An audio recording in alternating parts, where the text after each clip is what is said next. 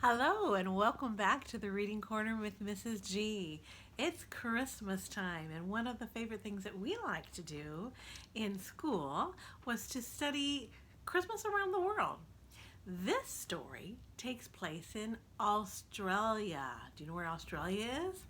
Find a map or a globe and find the continent and country of Australia, and that's where this story comes from. You'll notice that there are some different animals that we have here in the United States that they have in Australia.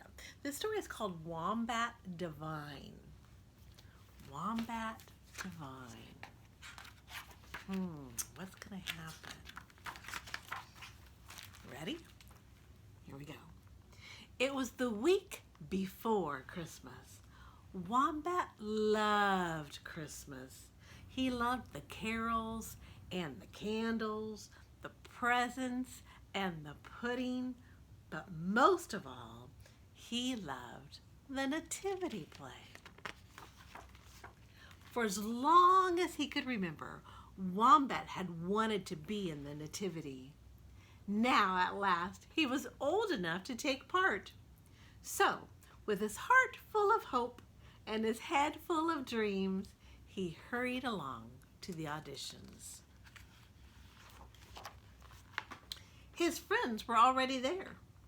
Emu was bossing and fussing as usual. "Now let's get started," she said. "Who'd like to be the Archangel Gabriel?" "I would," said Wombat. But he was too heavy to be the Archangel Gabriel.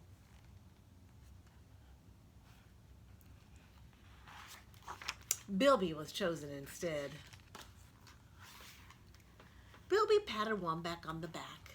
"Never mind, Wombat. Don't lose heart. Why not try for a different part?" "What a good idea," said Emu. "Now who would like to be Mary?" "I would," said Wombat. But he was too big to be Mary.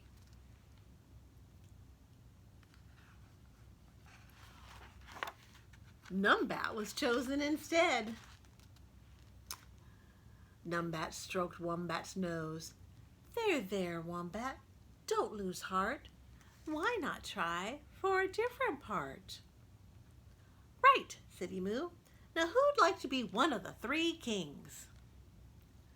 "I would," said Wombat. But he was too short to be a king. The kangaroos were chosen instead. The kangaroos put their arms around Wombat. "Cheer up, Wombat. Don't lose heart. Why not try for a different part?" Wombat tried everything. He wanted to be Joseph, but he was too sleepy. He wanted to be the innkeeper, but he was too clumsy. He wanted to be one of the shepherds, but he was too short-sighted. And then there were no parts left.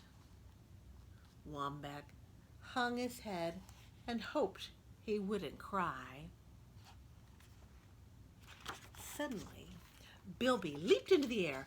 "I know," he shouted. "You could be the baby Jesus." "Could I?" asked Wombat. "Could I really?" "Of course you could, Wombat," said Emu. "Fancy my forgetting such an important part. A nativity without the baby Jesus is no nativity at all." Wombat was dizzy with pride. Christmas Eve arrived at last. Everyone was nervous except Wombat. He lay quiet and still throughout the whole performance.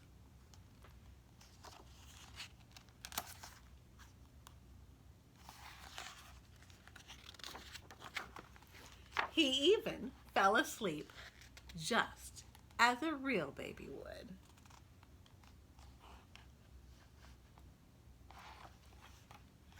On Christmas Day, when everyone was opening presents and eating pudding, they all agreed it had been the best nativity ever. "You were divine, Wombat," said Emu. And Wombat beamed. Isn't that a great story? For more Christmas stories, subscribe here in the Reading Corner with Mrs. G. See you next time.